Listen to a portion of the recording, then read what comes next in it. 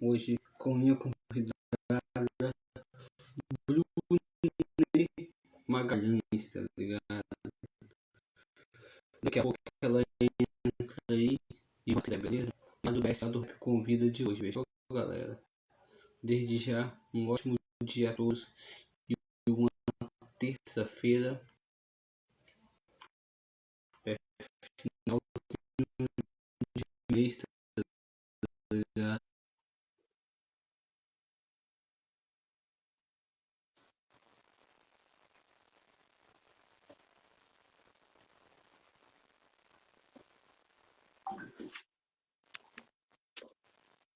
Boa noite. Boa noite.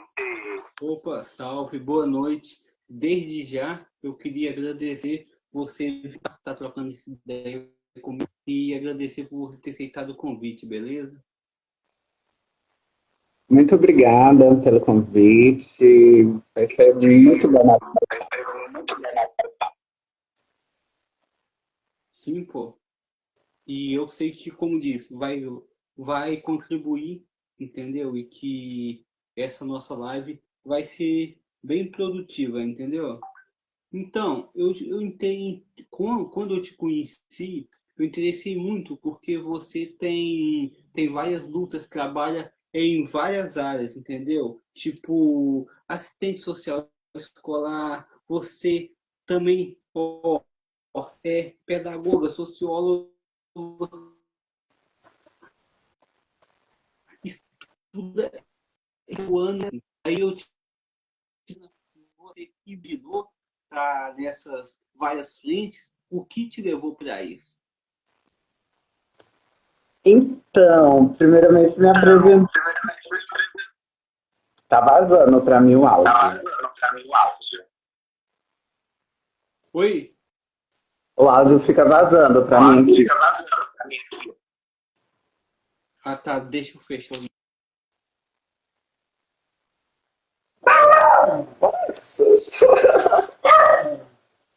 Então, primeiro eu vou me apresentar.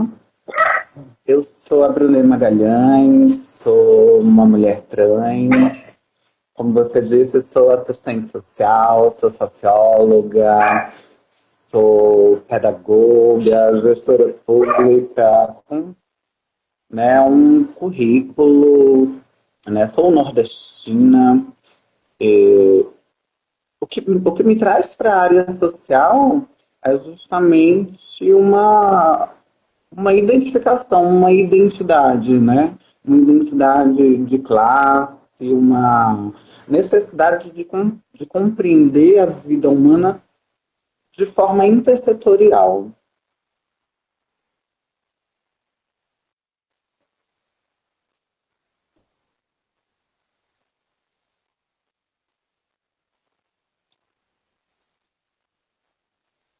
Não estou conseguindo te ouvir.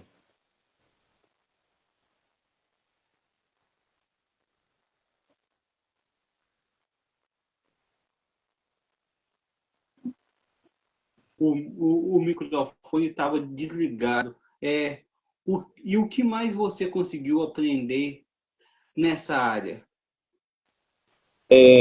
Então, BSH, eu, o que me trouxe de fato, né, ao serviço social. Eu tenho uma longa história, né, com as causas sociais. Aos 14 anos de idade, eu conheci uma pessoa fantástica que mudou a minha vida. Conheci através de uma campanha para vereadora. O nome dessa pessoa é Fernanda Bevenuti. Fernanda Bevenuti é uma pessoa que não está mais entre nós, mas é uma grande transfeminista.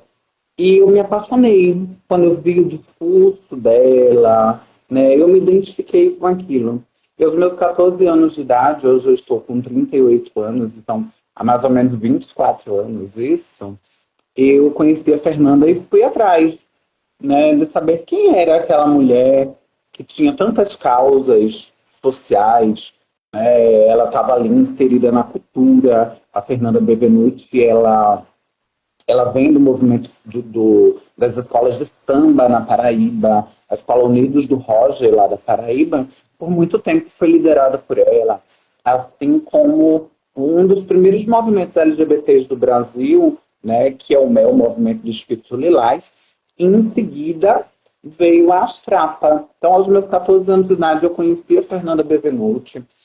E também na minha família, né, se há histórias de inserção dentro dos movimentos sociais. A minha mãe é uma enfermeira que atua no SUS e eu tenho uma tia que é assistente social. Então, a vida em si me levou. E sabe o mais interessante? Eu nasci no dia da promulgação da Constituição, que a gente chama de Constituição Cidadã, né? Que é a lei maior que nos traz esses direitos que nós temos hoje, por mais que estejamos num confronto, mas eu nasci no dia da promulgação, que é dia 5 de outubro de 1988. Eu acho que o universo conspirou para que eu estivesse nas causas sociais e, inclusive, eu inseri dentro das minhas profissões. Eu tenho um leque, né, de profissões, de formações, mas todas voltadas à justiça social.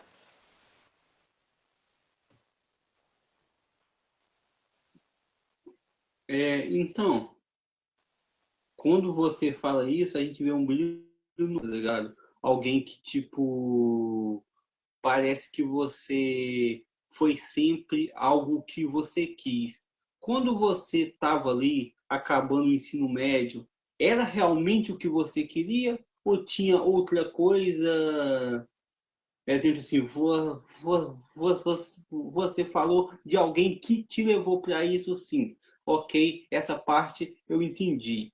Mas, mas ali, isso aí, eu quero saber se foi um chamado ou quando você acabou o ensino médio e ia iniciar a faculdade, tinha algo além disso que você queria fazer e não fez, ou sempre foi isso? A pergunta é legal, tá? Eu sempre quis ser enfermeira. Sempre quis. Minha mãe é enfermeira de formação, professora, inclusive, do curso de enfermagem. Sempre quis ser enfermeira e não era muito bem visto na minha casa o curso de enfermagem. E o serviço social surgiu assim, meio que muito na dúvida. Eu queria estudar na universidade pública, né, gratuita e de qualidade, tanto que eu cursei serviço social pela Universidade Federal da Paraíba, que é a terceira escola mais antiga de serviço social aqui no país.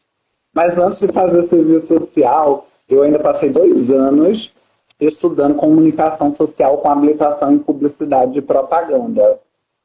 Né? Aí eu fazia serviço social e fazia publicidade ao mesmo tempo. E desisti da publicidade quando eu percebi que, que não era o caminho que eu queria, né? Não era esse o caminho de reafirmação de um capital, não era esse que eu queria. E aí eu me apropriei do serviço social, que é hoje a minha primeira formação. Depois eu fiz pedagogia, fiz ciências sociais, recentemente concluí gestão pública pelo Instituto Federal de Rondônia e atualmente eu curso o quarto semestre de terapia ocupacional. Mas também fiz mestrado em serviços em direitos humanos pela Universidade Federal da Paraíba.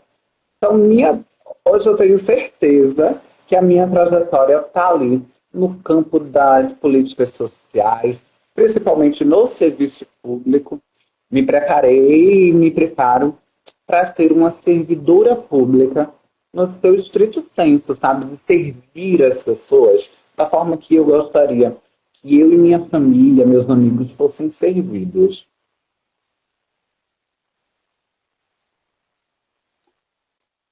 Então, é bem da hora a gente conhecer, né? A gente saber que algum momento você também queria ser enfermeira, também enfermagem, enfermeira que também salva vidas, e hoje você salva vidas, só que de outro jeito, entendeu? Como diz, quando a gente vai ouvindo você falar das profissões, a, a gente até pensa, caramba, ela é braba mesmo, tá ligado? Porque se formou em várias, tá ligado? E isso é bem interessante. Mas o serviço social, ele me interessa muito. Porém, são várias áreas, entendeu? Me fala aí qual que é o público específico, a área específica que você atende no serviço social e o que exatamente que é, entendeu? Porque o povo olha o serviço social e às vezes acha que é uma coisa só, entendeu? Eu queria que você explicasse para mim. Olha que interessante, eu estou há 15 anos, né, atuando como assistente social, eu estou formada há 15 anos, já atuei em diversas áreas, na política de assistência, eu tive experiência no Tribunal de Justiça da Paraíba durante 2 anos como estagiária da Vara de Família, atuei na política de saúde, em vários espaços da política de saúde, desde a atenção primária, que é ali o postinho perto da nossa casa, junto à política das pessoas com deficiência, né? Eu fiquei 2 anos cursando minha residência em reabilitação. Atuei no SAI-CTA com a política de HIV, AIDS, hepatites virais e STs. Mas hoje eu atuo há 1 ano e 6 meses, mais ou menos, no município de Sinop, na educação básica. Eu atuo com crianças de 6 a 12 anos de idade. Eu atuo no chão de escola, em 5 escolas, são uma escola por dia. As mesmas escolas, toda segunda eu estou na mesma escola e toda sexta-feira eu estou na mesma escola das sextas-feiras, né? E quais são as demandas que chegam ao serviço social escolar? Para mim, chega muito casos de infrequência, de negligência, de maus tratos, de violência, quer seja violência física, psicológica, violência sexual, chega bastante, casos de vulnerabilidade social, e chega também muitos casos de famílias que querem orientação, né? Famílias que precisam de orientação. Essas são as maiores demandas que chegam até a mim atuando hoje no serviço social escolar.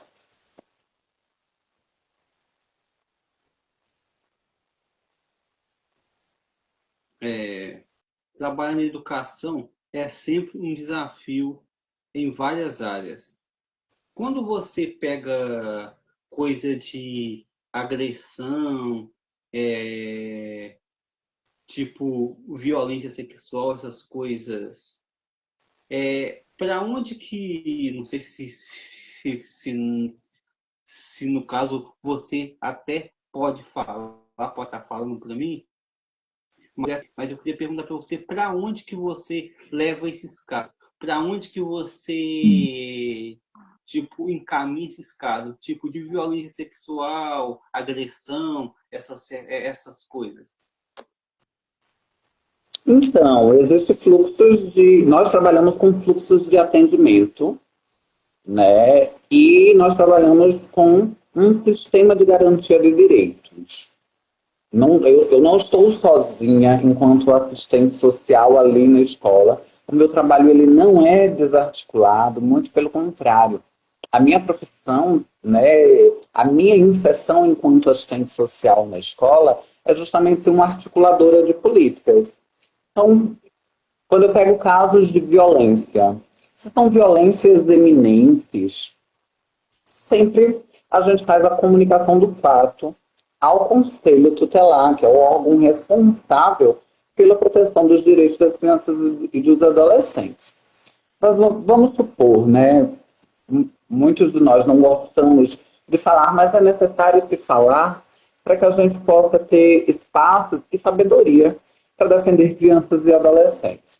Um caso de violência sexual eminente, uma violência sexual que ocorreu há menos de 72 horas, uma das primeiras questões que nós devemos tomar é acionar o serviço de saúde, porque não sei se a galera que está aí nos acompanhando, hoje nós temos prevenções, nós temos profilaxias, nós temos medicações que podem prevenir as infecções sexualmente transmissíveis, também pode prevenir o HIV, as hepatites, né?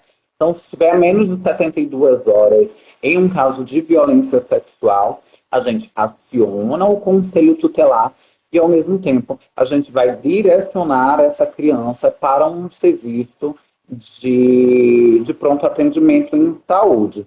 E também notificando a Polícia Militar e o Ministério Público, né? Porque sozinha a gente não faz nada. E há uma rede. E essa rede ela é criada a partir da legislação, a partir do próprio Estatuto da Criança e do Adolescente, né? Que é o sistema de garantia de direitos das crianças e dos adolescentes. Ah, tá. Porque, tipo assim, você falou, mas foi até bom você entrar nesses assuntos, porque quem vai assistir agora ou quem vai assistir depois é até bom saber, entendeu? Porque quando a gente não sabe ou quando acontece essas coisas, infelizmente tem muita desinformação, entendeu? E alguém dessa área que está explicando para a gente entende e não precisa tirar coisa da cabeça igual muita gente tira, entendeu? Então, continuando a entrevista, essa área de assistente social é algo que me encanta muito, porque, como eu te falei, a área social, ela encanta muito. Até você até citou o conselho tutelar, entendeu? Tem até muita gente que pensa que o conselho tutelar é apenas para tirar filhos de mães, dos pais, né? Entendeu? E você até pode explicar melhor, igualzinho você também explicou, mas se exemplo, exatamente para que serve, tá ligado? Porque existe lá o ECA, o Estatuto da Criança e do Adolescente, que muitas vezes, enfim, infelizmente, o Estado, eu falo Estado como se, não, talvez nem os profissionais que trabalham, mas os Estados acabam negligenciando, entendeu? E nas escolas que você trabalhou, eu queria saber de você, exemplo assim, qual que é o abismo que você encontrou de umas histórias para outras, entendeu? Como que eu vou te explicar? Você encontrou algo que diariamente você encontra algo, você nessa conversa, aconselhamento, você encontrou algo que tipo te assustou demais conversando com essas crianças, trabalhando nessa área? Não sei se ficou bem formulada a pergunta, mas se você puder responder. Toda história de violência e violação contra uma criança me fere muito, né? Eu tenho uma sensibilidade a isso, porque é uma escolha política, né? Lutar e defender as nossas crianças. Então, assim, todas as histórias me ferem muito. Eu teria várias para contar, desde a minha atuação na saúde. Só para vocês terem uma noção, eu cheguei a atuar na UTI Covid, na época do Covid, e como eu sempre trabalhei com crianças, eu trabalhei na UTI pediátrica, né? Então imagina você ver recém-nascidos de 3 dias, onde a família sequer pode ter contato. Isso são coisas que me tocam, e que vai muito além do meu profissional, né? Que fere a minha humanidade, né? Que fere a minha forma, que me abala, né? Dentro da minha profissão. Porque por mais que eu seja uma técnica, que eu tenha conhecimento na minha área, eu também sou um ser humano. Então, nesse sentido, não existe uma violência que me choque mais.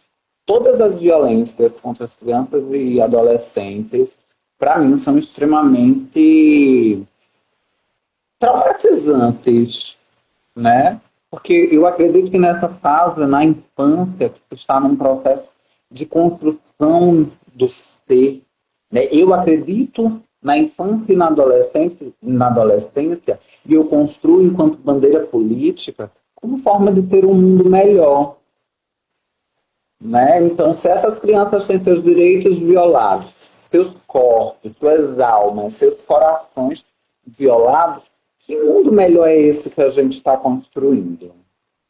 Então, qualquer caso me choca bastante, né? E acho não, e digo, não é papel apenas do Estado. Eu sinto muito a necessidade de um diálogo maior com as famílias, a inserção das famílias no cuidado dessas crianças e da sociedade. Porque culpabilizar o outro, culpabilizar a família, ou culpabilizar a escola, culpabilizar uma gestão, é muito fácil quando a gente não assume as nossas responsabilidades, né? E o Estatuto da Criança e do Adolescente, ele deixa muito claro que é papel da família, do Estado e da sociedade a proteção dos direitos das crianças e dos adolescentes. Então, você até falou das famílias, mas não são todas as famílias, mas uma boa parte das famílias tem até uma resistência quanto a isso por vários motivos, entendeu? Então, tipo assim, você vai encontrar famílias que são contra por motivo A, por motivo B, por motivo C e por vários motivos, infelizmente, entendeu? Contra o quê? Contra que fale dessa proteção, entendeu? Exemplo, eu vou te dar um exemplo para não ficar muito solto. A gente sempre teve aula de educação sexual na escola, vou colocar a partir dos 13 anos de idade. Mas foi só lá, tá ligado? Porque os meus pais, parte de muitos colegas, não sabiam, tá ligado? E aí se viu até para hoje a gente saber coisas que talvez nossos pais conservadores da igreja, não estou julgando tal, que eles não falaram. Porém, de 2018 para cá, parece que, exemplo assim, educação sexual virou, exemplo assim, o que o antigo presidente chamava de kit gay, que esse kit gay, segundo minhas entrevistas e conversas com professores, eles não estiveram na sala de aula. Então, eu quero saber de você, além dessas que eu falei, quais as principais resistências das famílias contra essas proteções que você mais encontra? Você pode numerar algumas para nós? Alguma para nós? Posso te falar que a maior resistência, principalmente quando a gente fala em questão de educação sexual, né? Porque, gente, eu trabalho com. Deixa eu ajeitar minha câmera aqui. Eu trabalho com crianças de 6 a 12 anos, né? E sou uma pessoa preparada tecnicamente, né? Evidente que a gente sabe os tipos de debates que a gente vai ter com criança. São marcos históricos, né? Está inclusive dentro da legislação o trabalho na prevenção do abuso sexual, do cuidado com o corpo, da higiene. É esse o tipo de debate, né? Como eu disse, eu estou aí há 15 anos inserida dentro do serviço social, também na educação, porque já atuei como professora, supervisora escolar, sempre ao lado ali do serviço social, porque são 15 anos atuando como assistente social de forma ininterrupta. 15 anos aí atuando junto com outras profissões, mas de forma ininterrupta. E até hoje eu não recebi o meu kit gay, não existe esse kit gay, né? O que a gente faz é prevenção. O que a gente faz é cuidar das crianças. E é evidente que quando a gente fala, né, em educação sexual, e vem muito a questão, né, do que foi criado aí, de, entre aspas, ideologia de gênero, que não existe, né? Não existe nenhuma política hoje no nosso país. E tudo que professores e trabalhadoras da educação fazem em sala de aula é de forma planejada, através de registro. Eu não entro numa sala de aula sem um plano de ação. E esse plano de ação, antes de passar por mim, depois da elaboração, passa por uma coordenadora, passa por uma diretora, e sempre nas minhas atuações em sala de aula, há uma professora regente. Mas interessante, porque você pergunta assim, quais são as rejeições dos pais, né? E aí eu vou falar agora enquanto uma assistente social transexual. Na minha atuação, nesse 1 ano e meio que eu estou na Educação Municipal de Sinop, não tive dos pais, nem das crianças, nenhuma rejeição. E, incrivelmente, os debates mais aprofundados, né, os debates onde eu tive que trazer conhecimentos mais científicos, se deram com alguns professores, e professores que são mais conservadores, né? Então, assim, a sociedade em si, se a gente for dividir escola entre Estado e família e crianças como sociedade, a sociedade está mais preparada do que o próprio Estado, porque existe um preconceito institucional, né? Então, assim, eu ainda não tive tantas barreiras com a minha existência. E é evidente que eu trago um discurso de acolher, porque o papel do serviço social é acolher. O meu papel não é julgar ninguém, o meu papel não é ser higienista, o meu papel... Eu não estou dentro de nenhuma família, para, a não ser a minha, lógico, para ditar as regras dos outros, mas para facilitar, para dialogar sobre acessos, para orientar como essas famílias têm acesso a direitos. E meu olhar sempre vai ser voltado às crianças. Te respondi?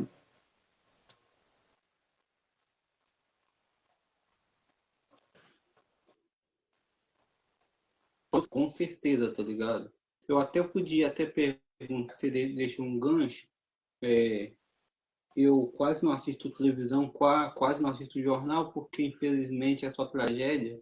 Mas eu estava assistindo uma reportagem que um paciente se recusou a atender quando o dentista era negra, entendeu?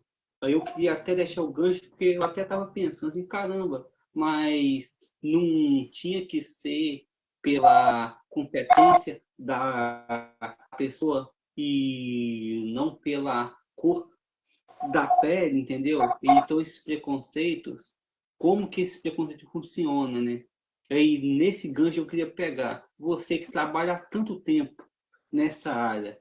Eu não estou falando não só de paz, mas você já sofreu alguma resistência do Estado, algum preconceito quanto ao trabalho por ser uma pessoa trans? Quais são as lutas que você enfrentou?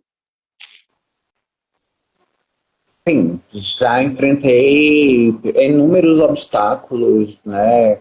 Obstáculos de, inclusive, ocupar espaços onde a política é bem voltada para a população LGBTQIAPN+, como um SAI-CTA, né? SAI-CTA, para quem não sabe, é um serviço voltado à saúde sexual e reprodutiva, à prevenção, promoção e assistência para pacientes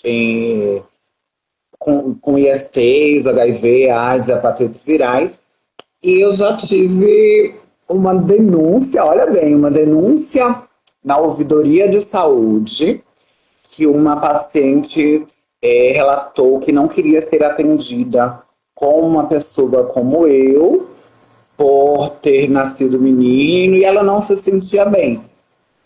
Até aí tudo ok, ninguém é obrigado a se sentir bem com atendimento de ninguém, tem todo o direito, apesar de eu ser a única assistente social a ocupar aquele espaço, mas ela teria todo o direito se ela não tivesse extrapolado os limites da dignidade humana, se ela não tivesse reduzido quem eu sou. Porque o ser transexual é apenas um dos múltiplos aspectos, né, que existe na minha pessoa. Então, a partir disso, eu prestei boletim de ocorrência e entrei com um processo por danos morais e também foi instaurado inquérito criminal contra ela, né? No entanto, a própria Secretaria de Saúde, a própria prefeitura, que não é da cidade onde eu estou, foi conivente, né? Foi bastante conivente, não me deu apoio psicológico nenhum, né? A própria coordenadora do serviço na época totalmente perdida, totalmente. Quando as questões políticas extrapolam os técnicos, quando se joga uma pessoa que não sabe bem o que está fazendo ali, não sabia o que fazer. E isso foi, inclusive, uma das questões, BSH, que me fez prestar um novo concurso, porque eu era concursada nessa outra cidade onde ocorreu esse fato, e que me fez prestar o concurso aqui para Sinop, onde eu moro há 1 ano e meio, onde me orgulho de ter passado em primeiro lugar, né, para assistente social aí entre quase 1.000 pessoas, né, fiquei em primeiro lugar e a gente dá essas respostas. É evidente que as respostas jurídicas, as respostas no campo da legalidade são importantes, mas também darmos as nossas respostas mostrando a nossa capacidade de onde nós podemos chegar sem precisar apenas do político, mas o político também é importante.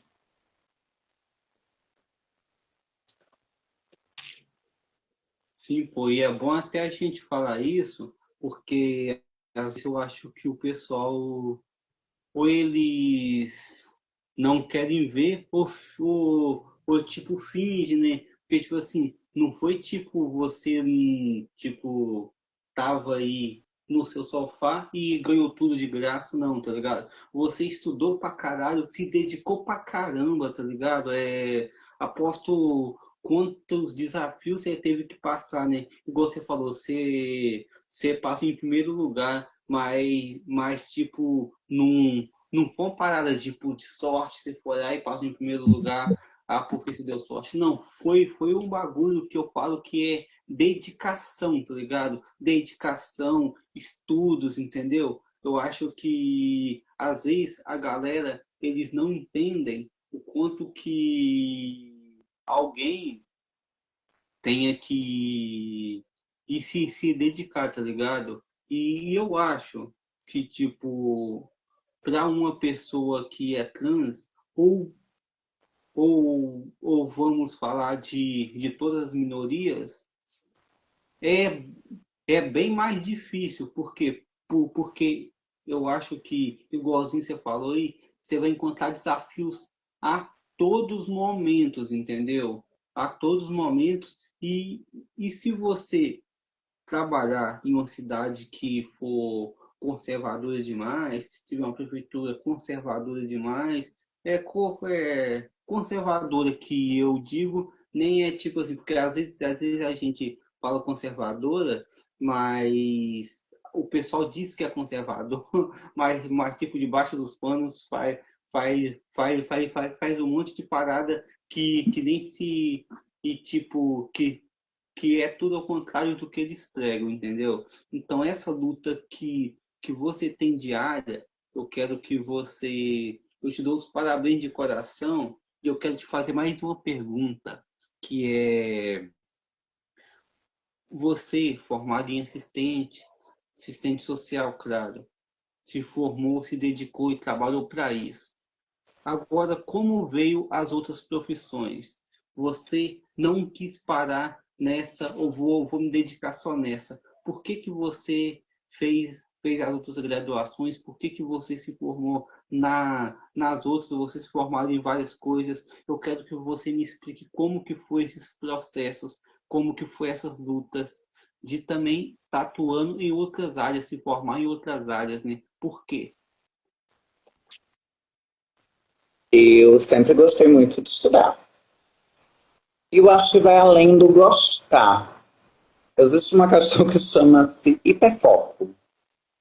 Eu tenho hiperfoco em estudos, estou ali no campo, inclusive, da investigação de altas habilidades. Para você ter uma noção, hoje eu tenho no meu currículo mais de 11 aprovações em concursos e processos seletivos. E não, nunca foi fácil. Nunca foi fácil. Eu sempre tive que me dedicar muito mais. Sempre tive que provar uma competência.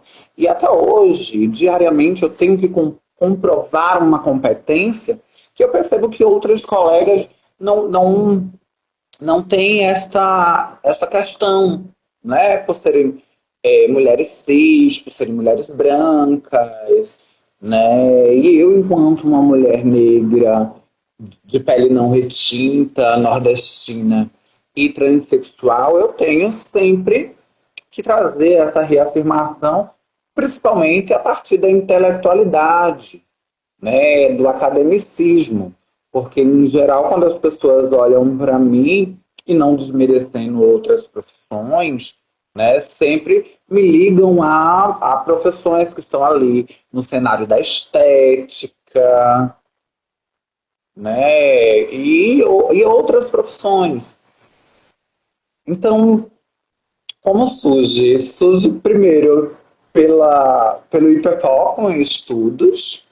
Eu gosto mesmo de estudar, assim, estudar é minha rotina, é diariamente eu estudo, eu tiro aí no mínimo 2 horas por dia, de domingo a domingo, para estudar. E como eu disse, né, todas as minhas formações vêm no campo ligado à saúde, vem naquilo que eu gosto, né, vem naquilo que eu quero construir para um mundo melhor. E se eu posso fazer parte dessa construção, né, fica muito mais satisfatório. Então, por isso que veio a pedagogia, porque eu acredito, assim como diz Paulo Freire, que a educação não muda o mundo, mas a educação muda pessoas e pessoas mudam o mundo. Vem a terapia ocupacional, que é a faculdade que nesse momento eu venho, né, já no meio do curso, acreditando que as pessoas elas devem ter autonomia, que as pessoas devem ter funcionalidade ocupacional. E sempre numa perspectiva de contribuir com vidas. Eu faço para o outro aquilo que eu gostaria para mim. Porque, inclusive, né, inclusive eu sou cristã e eu aprendi isso dentro de casa. Então, enquanto uma mulher cristã, né, eu utilizo da minha fé, do meu conhecimento, da minha intelectualidade, do raciocínio rápido que Deus me deu, porque eu penso bastante rápido, para contribuir na vida das pessoas. E assim eu acho que eu também evoluo espiritualmente. E que bom que eu também venho conseguindo evoluir em mobilidade social, evoluir profissionalmente, né? Isso para mim também é muito importante, porque uma hora a favela tem que vencer, né? Pô, a favela não tem que ser todo momento só levando porrada. Uma hora a gente tem que vencer, pô. E Você já falou bem, né? Uma hora precisa e como diz, e se depender como diz, eu falo de nós, né? A gente luta para que isso aconteça a cada dia. Então, uma pergunta curiosa. Você pretende seguir todas essas profissões? Porque, tipo assim, o dia tem apenas 24 horas, né? A gente não trabalha 24 horas, mas igualzinho você já atua na sua profissão. Você atua em mais duas profissões, talvez te sugaria muito, você teria que abandonar um para atuar em outro. Você já pensou nisso ou não? Minhas profissões, elas são complementares. Nesse momento, eu tenho o prazer e muito orgulho de dizer que sou assistente social escolar. E aí a pedagogia me ajuda, a sociologia me ajuda, mas também tenho planos de migrar para a profissão de terapeuta ocupacional em breve, mas hoje o serviço social escolar é a minha realização. Não foi a minha escolha. Eu não queria estar dentro de escola como assistente social, não, tá? Quando me jogaram para a escola, eu falei, opa, quero muito não. Pedi para sair. E aí, quando veio a oportunidade de sair, falaram, olha, a gente pode te colocar em tal lugar. Falei, não, agora eu vou ficar na escola.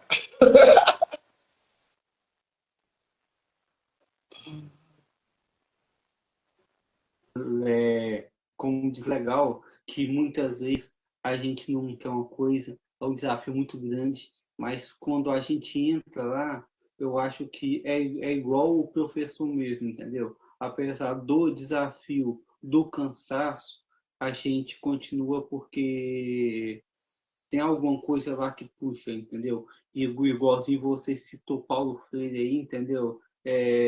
Também é um educador, para mim, o maior educador brasileiro, sem dúvidas, tá ligado? Que para mim, uma inspiração também enorme, tá ligado? Então, só de você citar aí, entendeu? Eu entendo bem, mas eu também gostaria de conversar contigo outros assuntos. Como que você vê o cenário político atual? Eu acho que o Brasil ele se afundou numa, numa disputa polarizada, né, onde se é necessário se posicionar, né, porque nós vimos nas últimas décadas o avanço de uma extrema-direita, né, que ao mesmo tempo que fala que está com a Bíblia em uma mão, aponta a arma em outra. Eu tenho muita clareza sobre qual é o tipo de Brasil que eu quero. Eu venho dos movimentos sociais. Não quer dizer também que tudo que se diz de esquerda eu compactue. Não, eu sou uma cidadã que tem criticidade, né? Inclusive para dizer que a esquerda tem erros, né? No entanto, hoje eu tenho um posicionamento muito claro que a saída é pela esquerda, né? A saída é junto à classe trabalhadora, é junto aos movimentos sociais, urbanos, da cidade, do campo, dos rios, junto aos movimentos culturais. É, a gente não quer só comida, a gente quer bebida, diversão, arte, a gente quer vida digna, a gente quer igualdade, a gente quer equidade, a gente quer acesso à saúde, à educação. E a gente não quer mais ver ninguém morrendo de fome. O Brasil saiu da linha da fome, né? O Brasil saiu. E aí a gente não pode deixar que, as famílias que estão historicamente no poder retomem esse poder. Mas também não vou dizer que tá bom, não.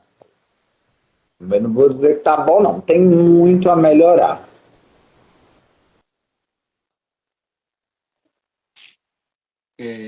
Você falou tudo, entendeu? Infelizmente, hoje, o cenário político é esse, entendeu? Existe um ataque, principalmente de uma turma que, igualzinho, tipo assim, eu vejo muito assim, exemplo assim, você é formado há 15 anos na sua profissão e chega uma pessoa pela internet que nunca atuou na sua profissão e quer ensinar você a trabalhar, quer dizer como que você trabalha. E eu fico impressionado, porque, tipo assim, é graduação, pós, mestrado, doutorado é superado por eu vi um vídeo de 1 minuto lá no TikTok, entendeu? Eu vi esse meme. E, cara, é incrível. Como que você vê, eu vou até te perguntar, esses pessoal, essa galera que, tipo assim, que, tipo, como é que eu falo?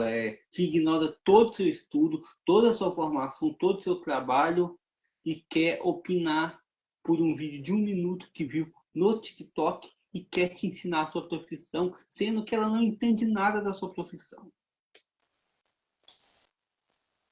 Nossa, pena pra eles. Ou se essa galera é terraplanista, se essa galera acha que vacinas não curam, que acha que a Terra é plana, desculpa, eu acredito em ciência. Eu não só acredito em ciência, eu faço ciência. Então, poxa, é isso, né? É o tiozinho do Instagram, é o tiozinho do WhatsApp. Eu não me sinto incomodada. Não me sinto. E às vezes eu tento ser metodológica, didática, mas nem sempre dá, pô. Sabe, eu aprendi uma coisa na vida. A gente se apega ao consenso, aquilo que a gente tem em comum, não ao dissenso. Eu não caio nisso aí mais, não. Não tenho nem mais idade para isso, não tenho mais tempo para isso. E outra, eu não quero converter ninguém, não. Não quero. As informações estão aí, as informações elas estão postas.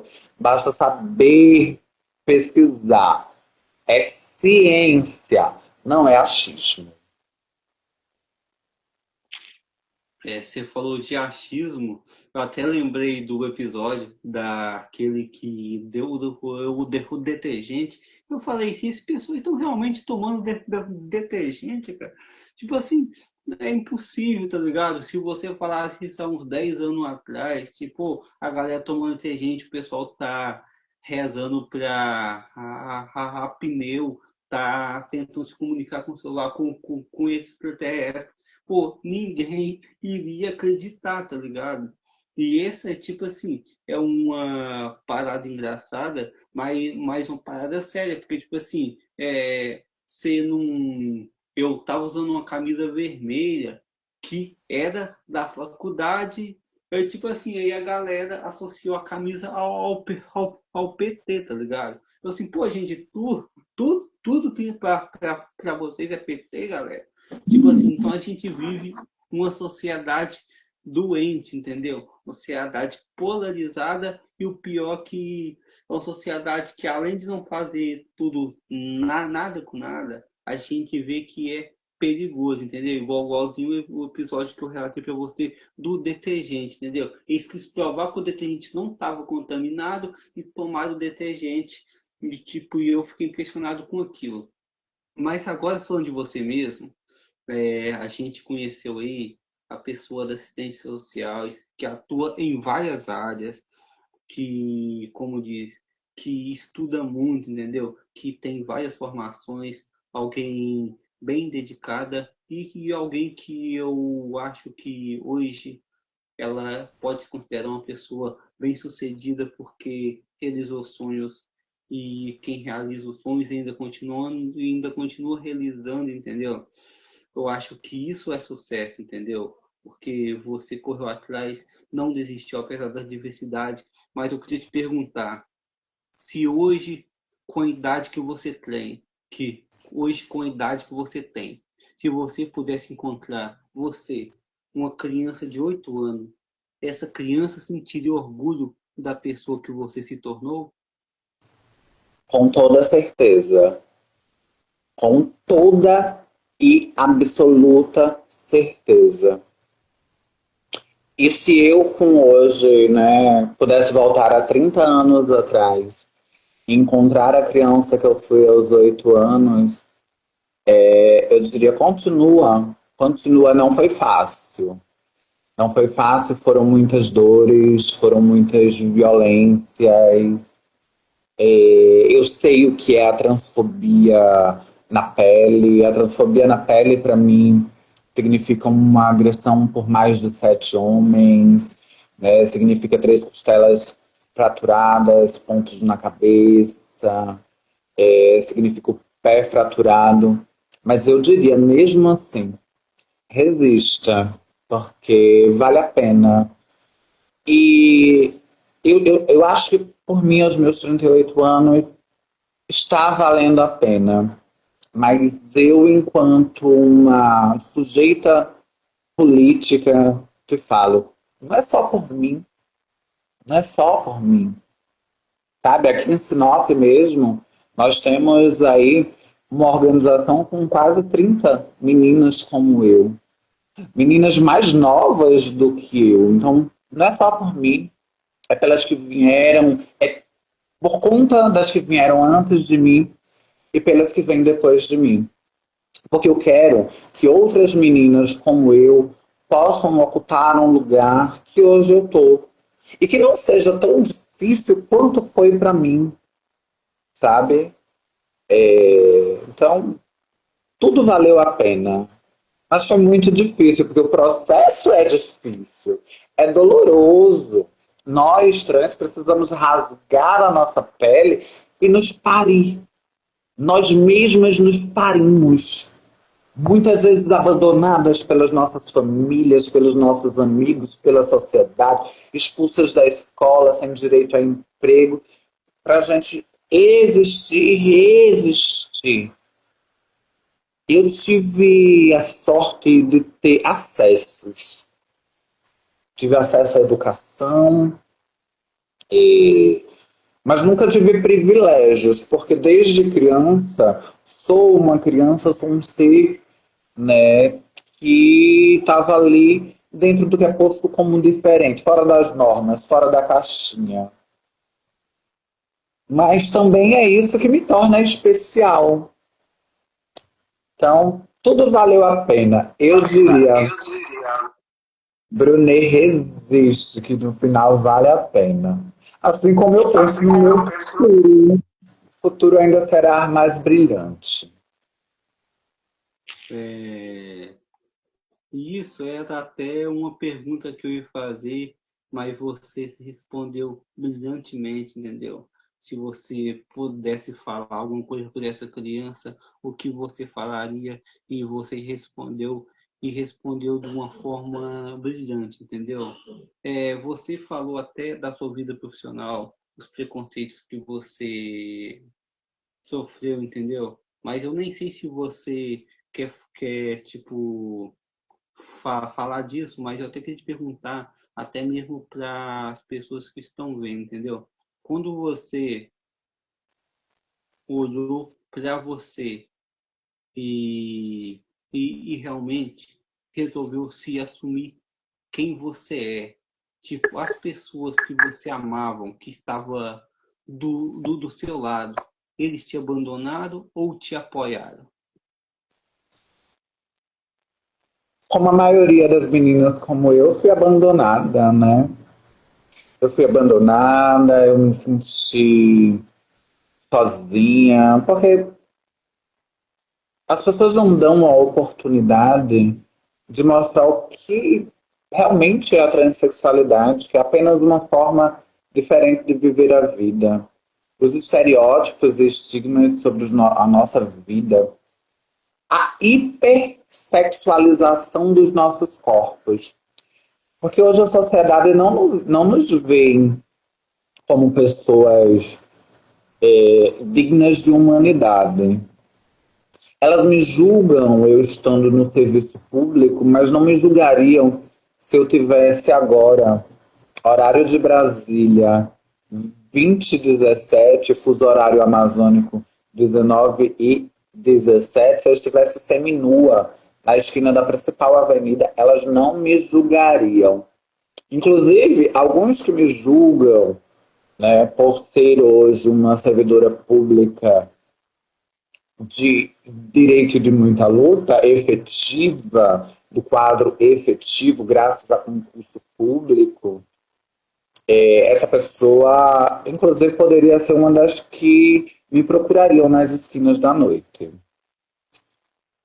Então, assim, fui, mas também ressignifiquei este abandono e eu que busquei construir, fortalecer os vínculos e criar novos vínculos, porque assim, não é porque é família de sangue que a gente precisa ter contato. Família vai muito além daquilo que corre na nossa veia. Família é aquelas, família é afeto, cuidado. Você respondeu brilhantemente, entendeu? E é isso mesmo, entendeu? Até a gente se solidariza, entendeu? Com, não só com você e com todas, entendeu? Que passam por isso, porque assim, quando alguém que não gosta da gente despreza a gente entende que essa pessoa não gosta da gente. Mas as pessoas que estão do lado quando elas nos abandonam, entendeu? É triste porque geralmente a gente gosta dessas pessoas, entendeu? A gente contaria com elas e é triste. E se eu pudesse dar o conselho aos pais, às mães e à família, ame, entendeu? Só ame, porque, cara, eu acho que independente de qualquer pessoa no mundo, entendeu? O que vale é o caráter de qualquer pessoa no mundo. Porque eu até estava vendo uma outra reportagem de um pastor que ele estuprou e matou os próprios filhos, entendeu? E o cara dizia ser pastor. Então, tipo assim, então quando você vê coisas assim, é algo triste pra caramba, entendeu? Algo do que você se revolta, porque há muitas vezes pessoas que julgam são as piores escolhas da sociedade, entendeu? Eu queria te perguntar agora, daqui a 10 anos, aonde você quer estar?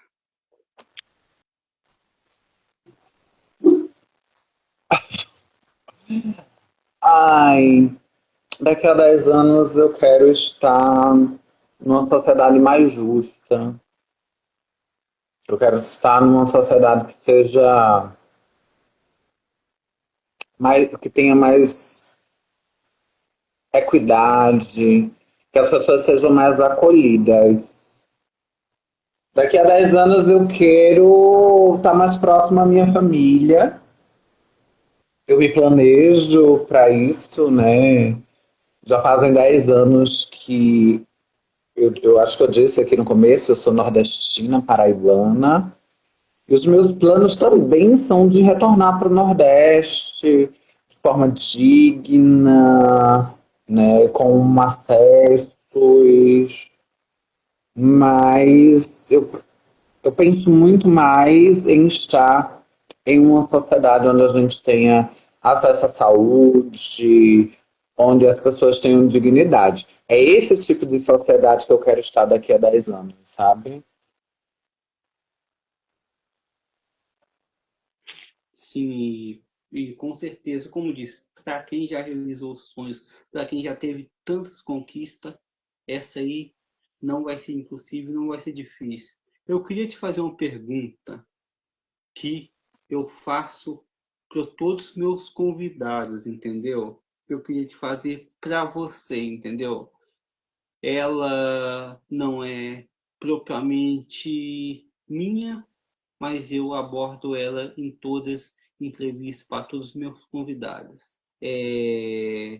Brunet Magalhães, na sua opinião, o que é a vida?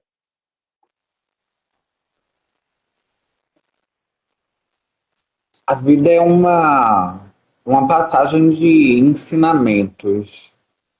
A vida, a vida ela não é sofrimento porque ninguém veio a esse mundo para sofrer. Mas a vida é de aprendizagem. E a vida também é de conquistas, né? A gente olha muito na vida e a gente dá muito mais valor ao que é difícil. Mas se a gente pensar nas conquistas mínimas, recentemente, do SH, nós perdemos muitos irmãos por falta de algo tão simples, mas que é fundamental para a vida, que é o ar.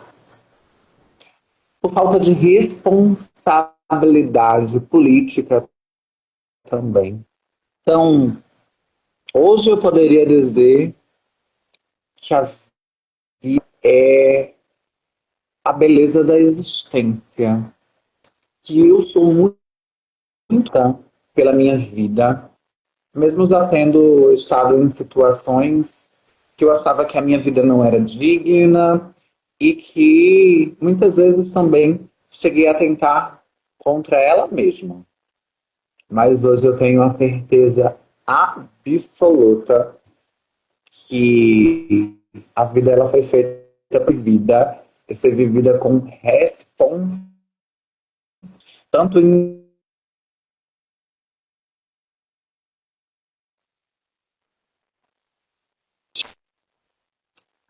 Então, muito obrigado pela resposta satisfatória.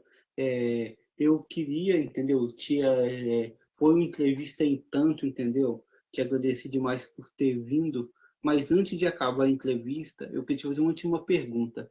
Tem alguma pergunta que eu não tenha dito ou alguma coisa que você não disse que você gostaria de falar antes da entrevista acabar?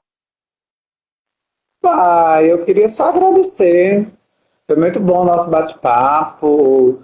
Foi bastante legal, me fez revisitar o meu passado, me fez projetar o meu futuro. E eu estou muito feliz, gostei muito de conversar com você essa noite. Então, eu gostaria de agradecer você do fundo do meu coração, satisfação, entendeu? Qualquer coisa, estamos aí. Pessoal, segue as redes sociais dela, segue os trabalhos dela, tá ligado? Porque é foda pra caramba. É uma pessoa que realmente é uma pessoa que faz, não é uma pessoa que só fala, tá ligado? Então, do fundo do meu coração, eu gostaria de agradecer você por hoje, beleza? Beijo, muito obrigada. Gente, me segue aí. Para quem já me segue, também segue o BSH do Rap Oficial, tá? Tamo aí. Cheiro do coração. Salve, pessoal. Se for BSH, convida com a minha convidada, Brunet Magalhães. Valeu, tamo junto. Até a próxima. A gente. É nóis.